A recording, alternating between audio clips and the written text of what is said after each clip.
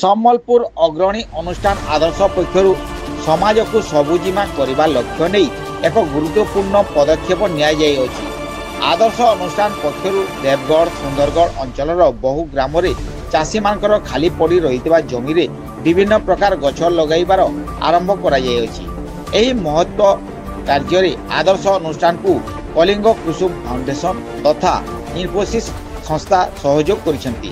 ପ୍ରଥମ ପର୍ଯ୍ୟାୟରେ ସୁନ୍ଦରଗଡ଼ ଜିଲ୍ଲାର ଗୁରୁଣ୍ଡିଆ ଟାଙ୍ଗରପାଲି ବ୍ଲକ ଓ ଦେବଗଡ଼ ଜିଲ୍ଲାର ରିଆମାଲ ଓ ତିଲେବଣୀ ବ୍ଲକରେ 1060 ଏକର ଚାଷୀଙ୍କ ଖାଲି ପଡ଼ି ରହିଥିବା ଜମିରେ 1,80,000 ଆମ୍ବ ଶାଗୁଆନ ନଡ଼ିଆ ପ୍ରଭୃତି ଫଳ ଏବଂ ଜଙ୍ଗଲ ଜାତୀୟ ଗଛ ଲଗାଯାଇଅଛି।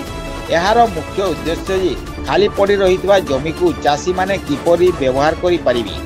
ଆଦର୍ଶ ଅନୁଷ୍ଠାନ ପକ୍ଷରୁ ଚାଷୀମାନଙ୍କର ଖାଲି ପଡ଼ି ରହିଥିବା ଜମିକୁ ମେଲ୍ ଆପ୍ରୁଭାଲ କରି ଚାଷୀମାନଙ୍କୁ ଏହାର ଲାଭ ବିଷୟରେ ବୁଝେଇ ଗଛ ଲଗାଯାଇଅଛି। ଏହାସହ ଚାଷୀମାନେ ଗଛ ଲଗାଇବା ଯାଇଥିବା ଜମିରେ ଗେଣ୍ଡୁ ଫୁଲ ମୁଗ ବିରି କୁଳଥ ଆଦି ଗଛ ଲଗାଇ ପାରିବେ। ଏଥିରେ ଚାଷୀ ଉପକୃତ ହେବା ସହ ଖାଲି ଜମିରେ ସବୁଜିମା ହୋଇପାରିବ। ଏହି କାର୍ଯ୍ୟକ୍ରମ ମାଧ୍ୟମରେ 500ରୁ ଉର୍ଦ୍ଧ୍ୱ ଚାଷୀଙ୍କ ଉପକୃତ ହେବା ସହ ଏହି କାର୍ଯ୍ୟକ୍ରମରେ ଯୋଡ଼ି ରହିଛନ୍ତି। ଏହାସହ ଚାଷୀମାନଙ୍କୁ ଆଦର୍ଶ ଅନୁଷ୍ଠାନ ପକ୍ଷରୁ ଫୁଲ ଗଛ ବିରି କୋଳଥ ମୁଗ ଆଦି ଚାଷ ପାଇଁ ବୀଜ ଦିଆଯାଉଥିବା ଆଦର୍ଶ ଅନୁଷ୍ଠାନର ସମ୍ପାଦକ ସୂଚନା ଦେଇଛନ୍ତି।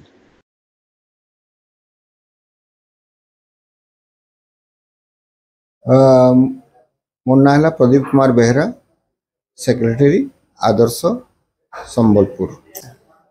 ଆମେ କଳିଙ୍ଗ କୁସୁମ ଫାଉଣ୍ଡେସନ ତଥା ଇନଫୋସିସ୍ର ସହାୟତାରେ ଆମର ସୁନ୍ଦରଗଡ଼ ଜିଲ୍ଲାର ଗୁରୁଣ୍ଡିଆ ଆଉ ଟାଙ୍ଗରପାଲି ବ୍ଲକରେ ଆଉ ଆମର ଦେବଗଡ଼ର ରିଆମାଲ ଆଉ ତିଲେବଣୀ ବ୍ଲକରେ ଆମେ 1,60 ଏକର ରେ ଆମେ 1,80,000 ଆମ୍ବ ଶାଗୁଆନ ନଡ଼ିଆ ପ୍ରଭୃତି ଜଙ୍ଗଲ ଏବଂ ଫଳ ଜାତୀୟ ଗଛ ଆମେ ଲଗାଇଛୁ।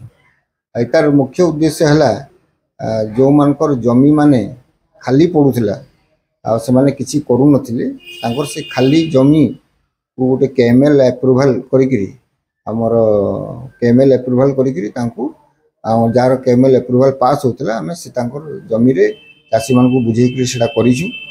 ଆଉ ଏଥିରେ ବିଶେଷ ସାହାଯ୍ୟ କରୁଛନ୍ ଆମର କଳିଙ୍ଗ କୁସୁମ ଫାଉଣ୍ଡେସନର କର୍ମକର୍ତ୍ତା ତଥା ଇନଫୋସିସ୍ର ଆଜ୍ଞାମାନେ ସାହାଯ୍ୟ କରୁଛନ୍।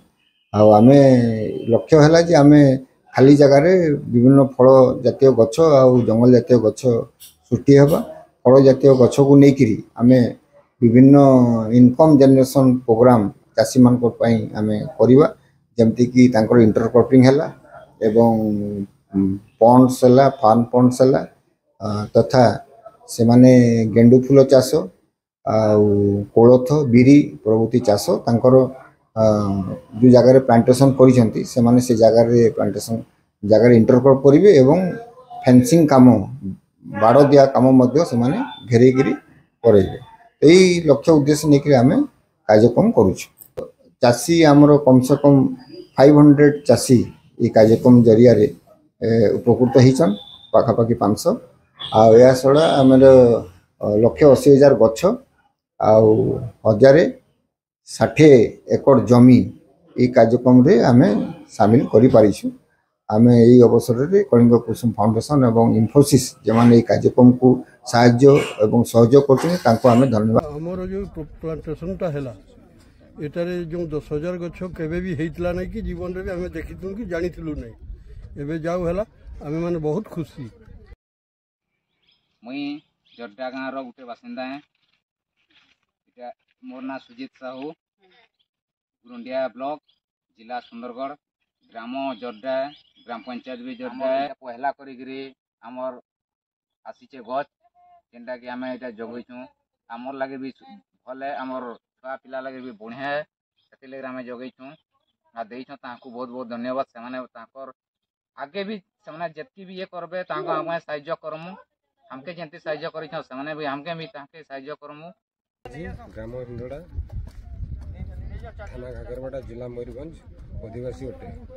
आम गाँव भारत स्वाधीनता पर केवे भी एत बड़ प्रोग्राम हो नाला जोटा कि आम 53 हेक्टर जगार 10,000 गछ लगिला एवं समस्त चाषी मैंने चेष्टा करूँ ताकू सचेतन केमती वृक्ष को बंचे रखापी चेष्टा करूँ। वृक्ष हूँ आमर हूँ परम बंधु मानव सभ्यतार जे कि कल्याण करे। मो ना संजय कुमार प्रधान, ग्राम हाड़सहाट, GP उटुणिया, block Riamal, district Deogarh. आमर इनफोसिस कलिंग कुसुम आदर्श संस्था तरफ आमर ए गछ चारा दे आमर मान खुला पड़िया जो आमर किसी चाषबास हो पारा से पड़िया आमर फल बगीचा सार मैंने आमको बुझे फल बगीचा लगे आम बहुत खुशी अच्छु। से कलिंग कुसुम आदर्श संस्था को धन्यवाद अर्पण करुँ।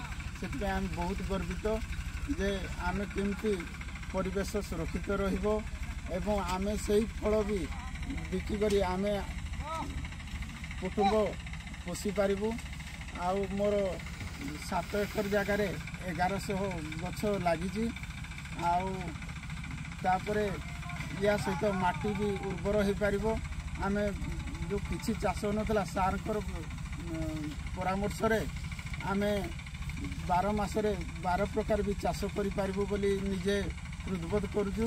सारा आसी आमको तत्वावधान देउछंती आउ सेति आमे वर्तमान बहुत खुशी अच्छु। एति मु